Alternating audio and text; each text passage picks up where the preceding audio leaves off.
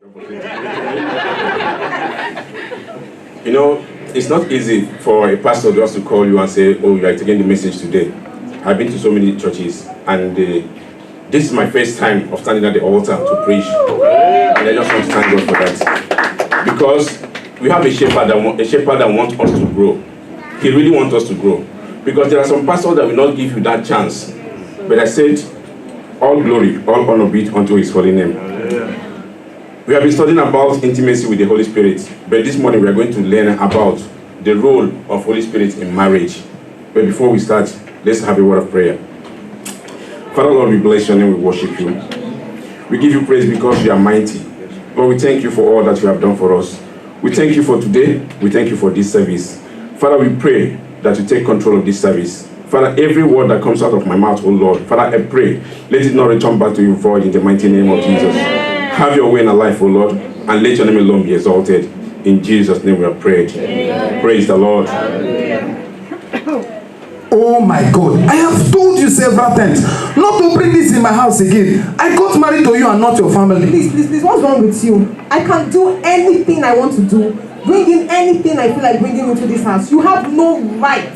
Ken, you have no right to tell me what to do, and you have no right over me. Who are you talking to? Do you know I married you? I have every right to command you, to beat you, to correct you, and send you back to your parents as a pastor. If I wish, I did you a favor, getting married to you. After all your lies that you studied in Oxford with your nonsense accent. Oh, you thought I studied in Oxford, but you told me your Holy Spirit told you I am the right one for you. I'm everything to you. You telling me I'm a liar. You that borrowed everything you own, and I thought you were rich. Rubbish. Please, you are the greatest mistake I've ever made in my life. In fact, I'm done with this marriage. I'm out. I did not lie to you.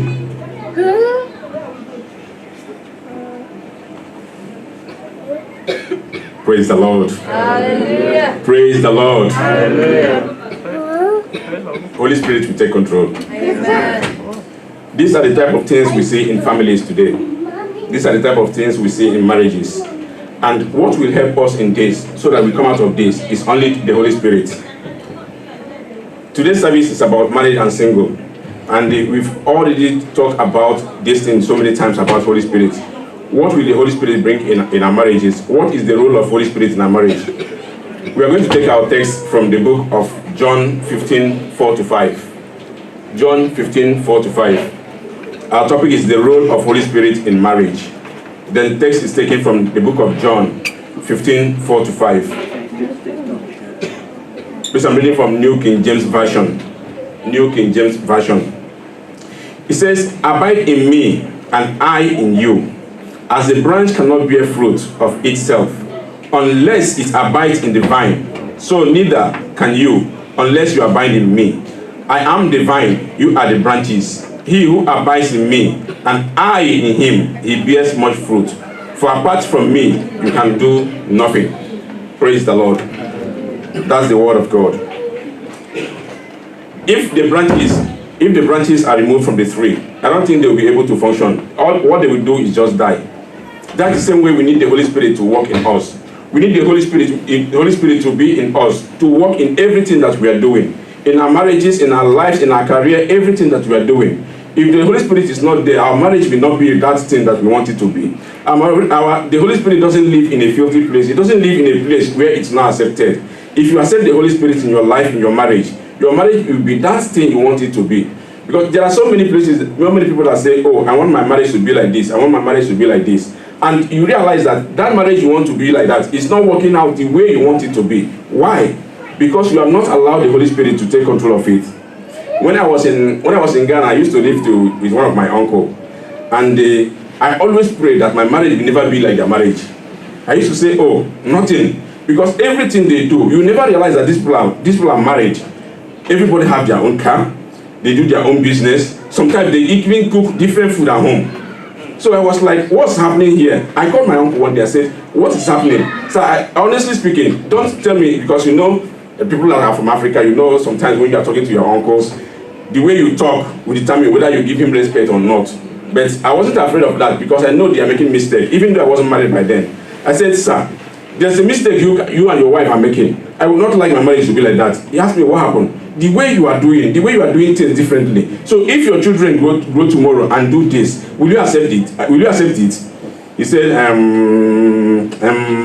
anyway, I'll talk to you later. I said, no. Explain to me now why your marriage is like this. I don't like it. He said, when you marry tomorrow, you realize whether your marriage is going to be like that or not. I said, no, I reject it in Jesus' name. My marriage will not be like yours. My marriage will be what I want it to be. So how you make your bed, so shall you lie on it.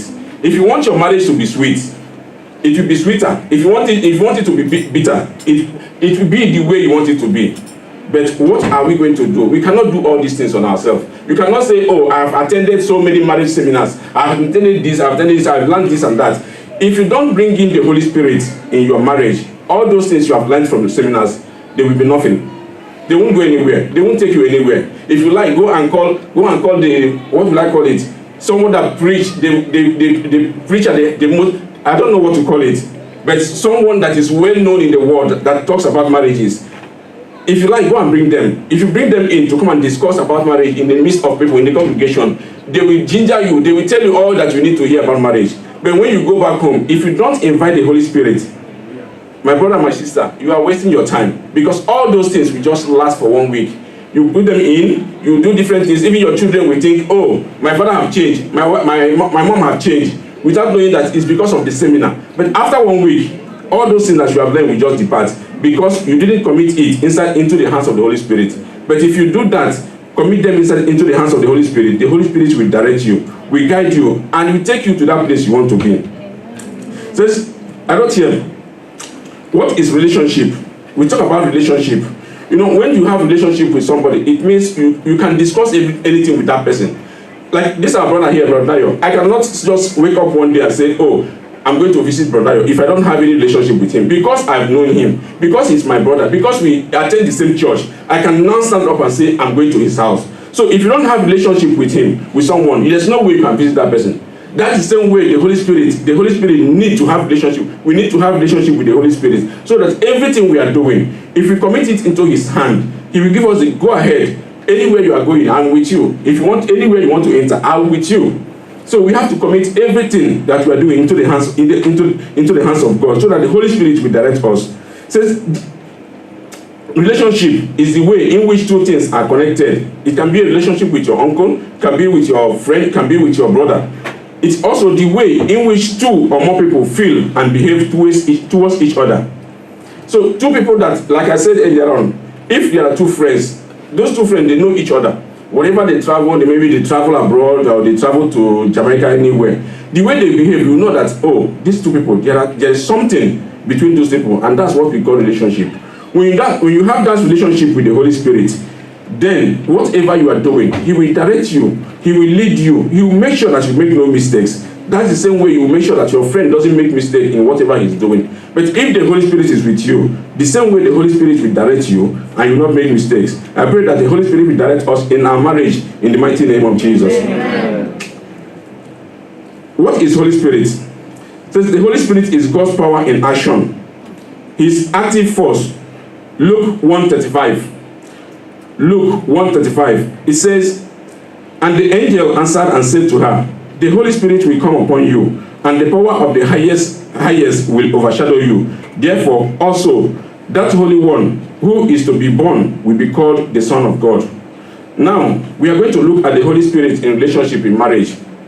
If you're talking about Holy Spirit in relationship in marriage, do you ever call the power? Some families, they never call the power of the Holy Spirit to come attend to your marriage. What they do is that, oh, let me do this, let me do this, let me do that. It's going to work for me. Sometimes it works, sometimes it doesn't work. But the ones that will work will be the worldly ones that will work for you.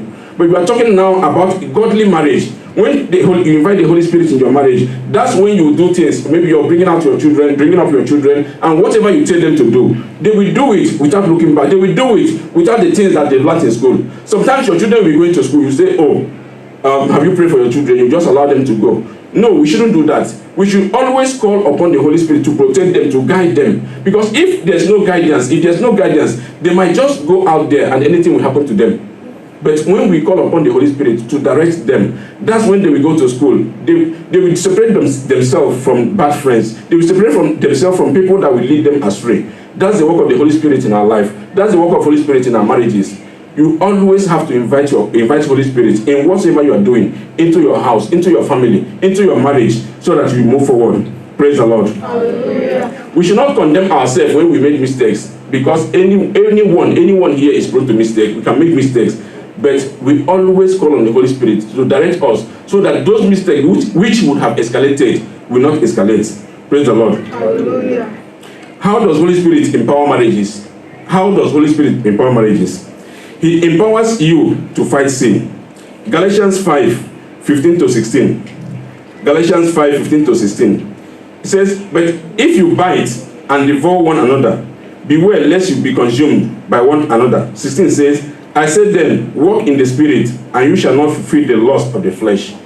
You know, there are, I'll say some men, even including myself, there are some things men will see that will just take them away from God.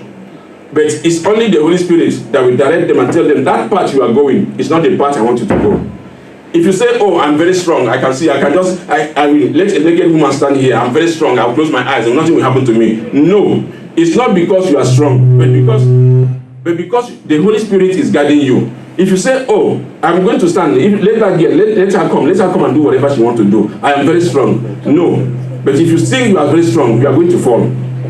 It's only the Holy Spirit that will direct you. It's only the Holy Spirit that will strengthen you, so that you will not deviate from what He wants you to do. You will not deviate from that way that God wants you to do. I pray that God will direct us and let the Holy Spirit lead us in every area of our life. In Jesus' name.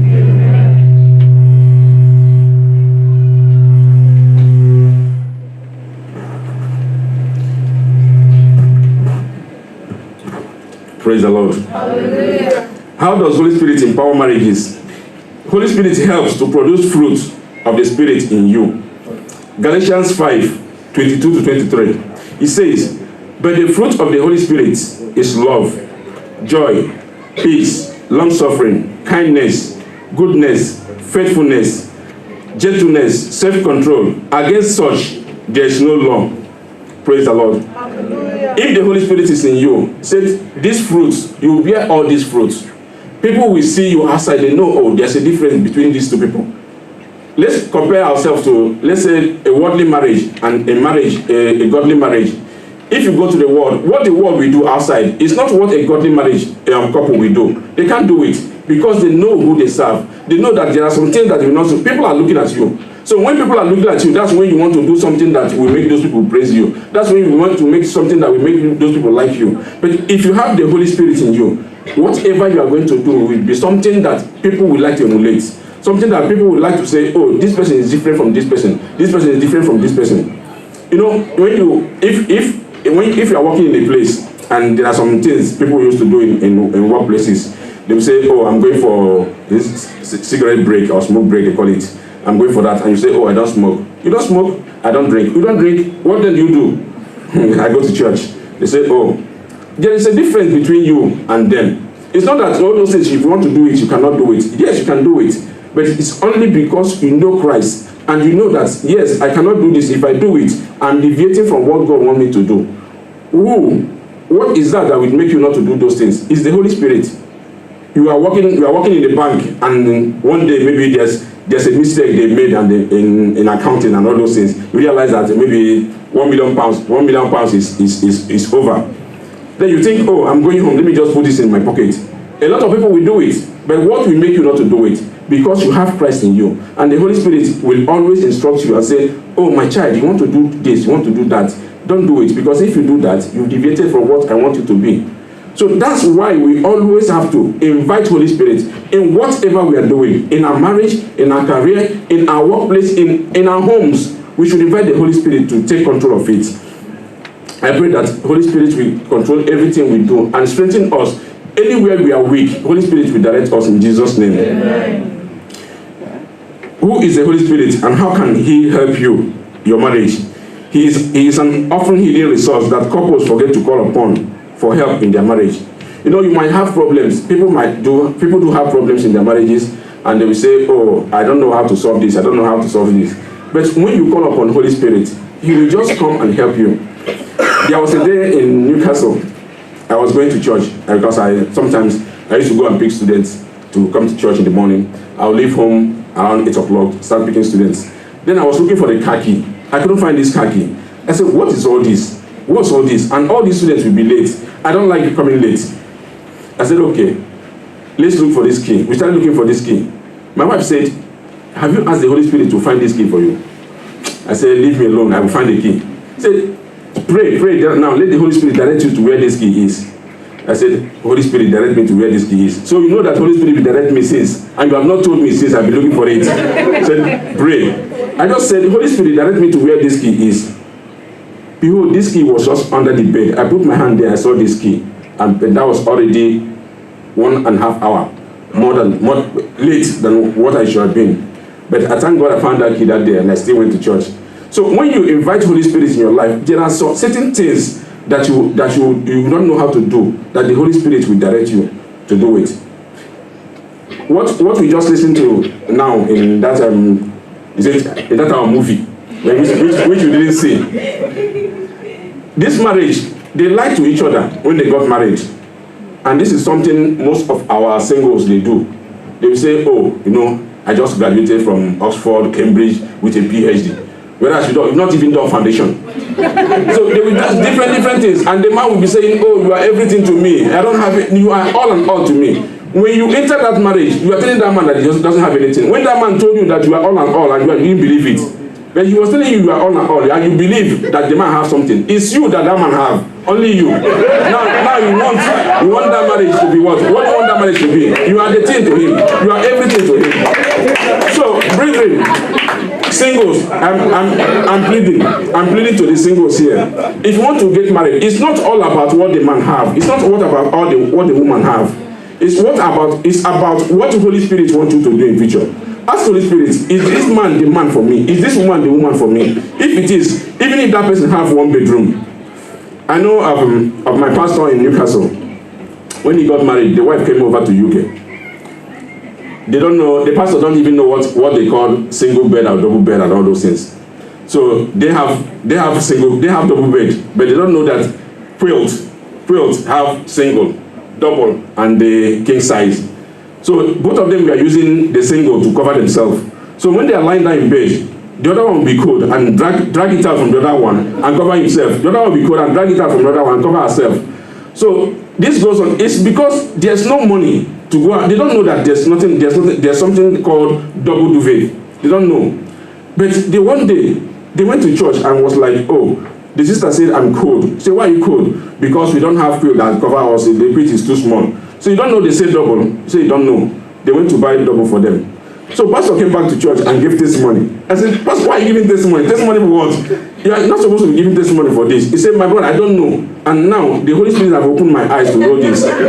So there are some relationships that you will say, that thing might bring quarrel in marriage. But no, because of the way they handled it. So whatever it is, when you want to marry, don't look at what you are seeing now. Look ahead. The future. The future. When I wanted to marry, thank God for my wife. I said, I'm not going to marry apart from someone from where I come from. Except someone from where I come from. One of my uncles said, you are not ready yet. Because this is what most of our singles say today. If that person is not English, I will not marry. If that person is not Nigerian, I will not marry. If it's not from Uganda, I will not marry.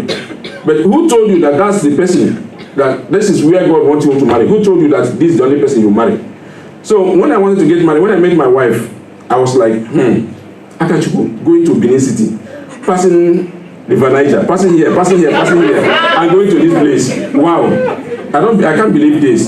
But what drew me closer to her is because of the fear of God in her. When you want to get married, it's not all about marrying someone from the tribe, marrying someone that you know. It's about the fear of God in the person that you want to marry.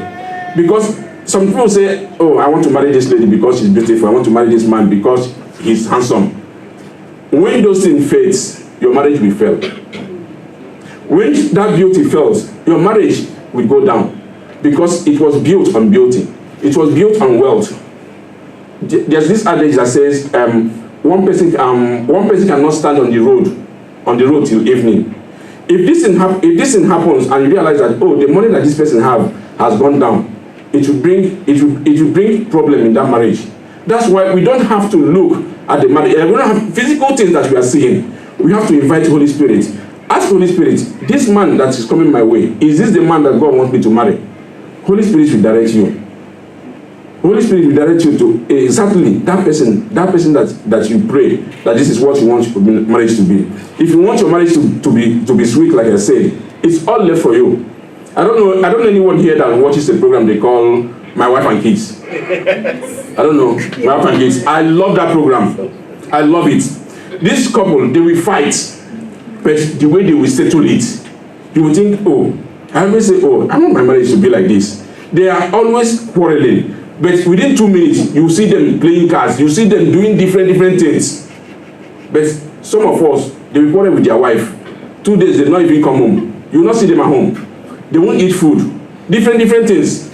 Some women will say, oh, last night you quarreled with me, so for that, don't touch me. Don't touch me. You say, oh, darling, just shift. Just complain. No, leave me alone. They put pillow between. That's not what God wants us, the Holy Spirit wants us to be doing. We want our marriage to be sweet. We want our marriage to be something that men, other people outside, they will emulate it. They will say, oh, look at these people's marriage. I really like it. I really love it. Pastor, please permit me.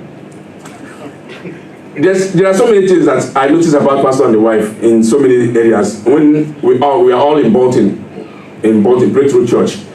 And when I moved to Newcastle, I returned back to Northwest. I said, oh, I'm not going back to Northwest. I'm coming to Calvary Love City. There is something that I saw that made me to come here. Because I like the way they handle things, the way they handle their marriage, the way they teach others about marriages. It's something that I like. It's something that I love. So our pastor came and said, oh, Akachu, why are you not coming back to Bolton? Bolton and Chester, which one is? Bolton is 30 minutes. Chester is 45 minutes from where you live. I said, sir, let me go to Chester. I want to stay in Chester. He said, okay, no problem. There are certain things that will draw you to men. You will see somebody, oh, this person is. Yes, it's good. You see this person say, I like the way this person dress. I want to go close to him so that I will know how to dress. Nice.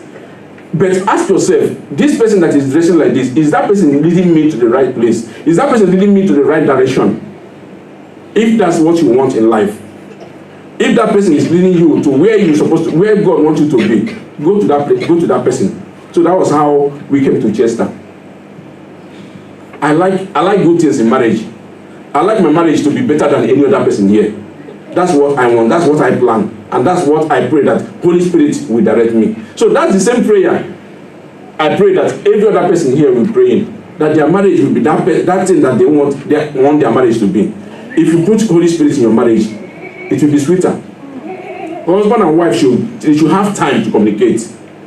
If you want to marry tomorrow and the person doesn't communicate, my sister, my brother, you are going to be in trouble in the future. Let there be communication in marriage. Let there be communication in whatever you are doing. Call the person closer to you. Let that person know that, oh, I want to discuss this, and you should be able to discuss it. Communication matters a lot in marriage, and that's what is going to take you to where you are going to be. If you don't communicate, or let something happen, you just put that under the carpet and close the carpet.